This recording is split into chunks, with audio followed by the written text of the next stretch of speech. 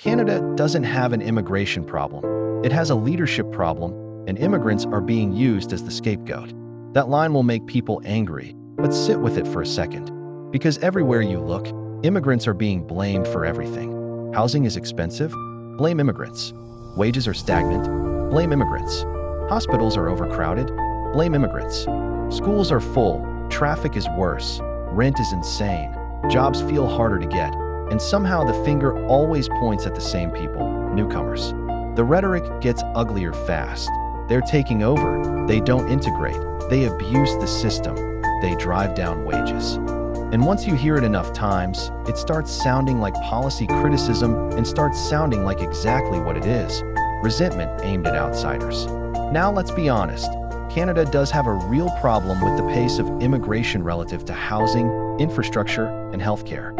In recent years, Canada's population grew at one of the fastest rates in the developed world, mostly from international migration. Canada welcomed more than 470,000 permanent residents in 2023, while the number of temporary residents, including students and foreign workers, also surged.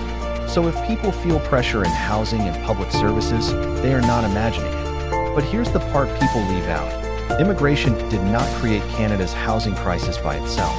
Canada underbuilt housing for years. Municipal zoning choked supply. Governments moved too slowly. Infrastructure lagged. Healthcare staffing was already stretched. Employers leaned on cheap labor without fixing productivity.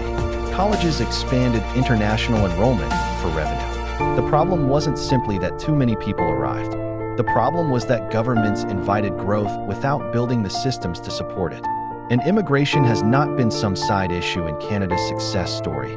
It has been central to it. Canada has an aging population, low birth rates, and a labor market that depends on newcomers.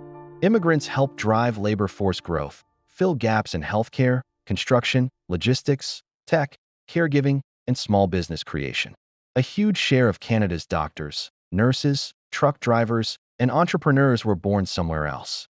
If you enjoy the benefits of a functioning economy in an aging country, then you are already benefiting from immigration. So no, criticism of immigration levels is not automatically racist. That is a legitimate policy debate. But when the conversation turns from "our system is mismanaged" to "these people are the problem," that's when xenophobia becomes impossible to ignore. The anger is rarely directed at the politicians, landlords, and corporations that profit from this system. It gets redirected toward newcomers. History matters. Every generation seems to invent a reason why the newest arrivals are somehow less compatible or more threatening.